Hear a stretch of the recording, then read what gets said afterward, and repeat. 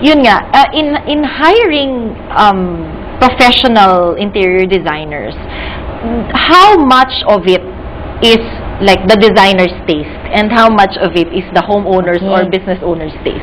We interior designers, we have our style, our taste. Pero, at the end of the day, lahat ng gusto mo as an owner, sa'yo pa rin yung masusunod. Kami lang talaga, gina-guide ka namin. Like for the designs, we are going to give you 3 schemes. Ito, ganito, 3 schemes. But same layout siya. Same electrical design, same ceiling design.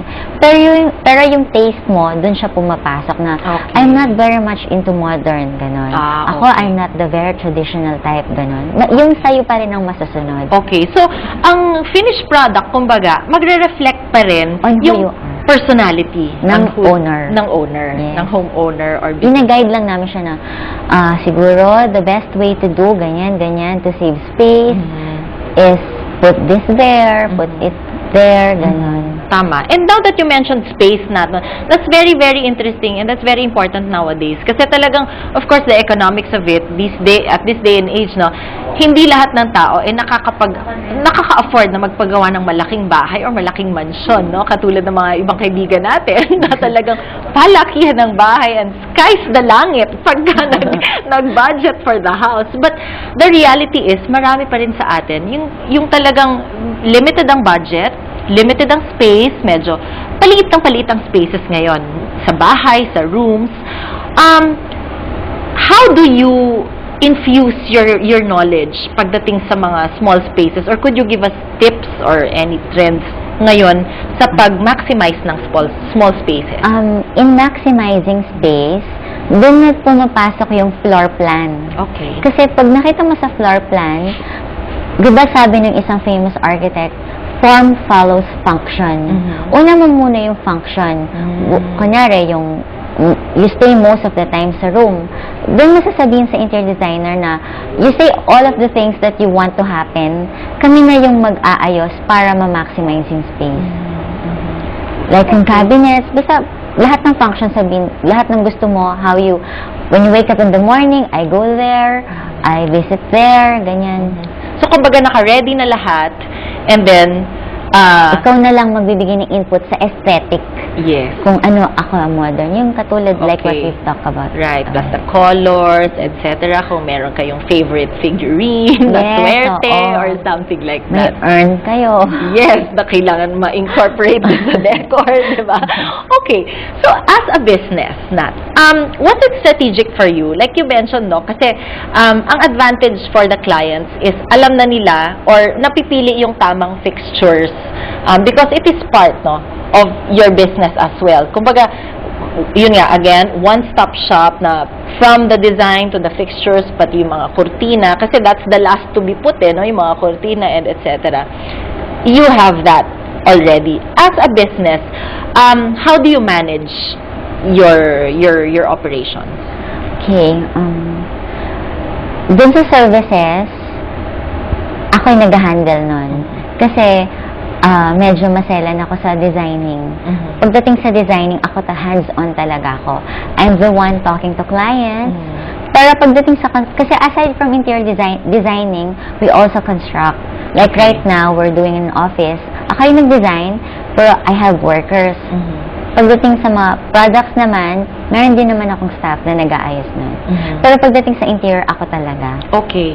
Okay, so talagang you're very hands-on when it comes to management style. I talk kasi interior design kasi you have a relationship with your client para after ng isang project maaalala ka nila.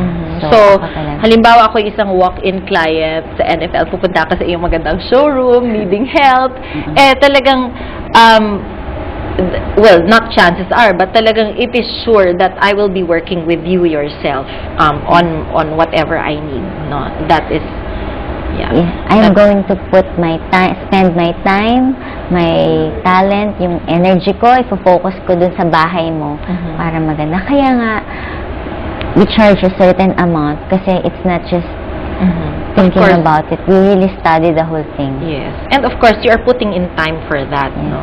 Eh, kaya naman pala, alam na natin ang secret to the beautiful figure of this Nat Liwanag Ramos. Eh, talagang you are really hands-on pagdating sa yung trabaho, day in, day out. And alam mo, pag tinetext ko si Miss Nat, talagang nasa project ako, nasa site ako. I can attest to that. Hindi, Talagang kasi you are meron very din busy.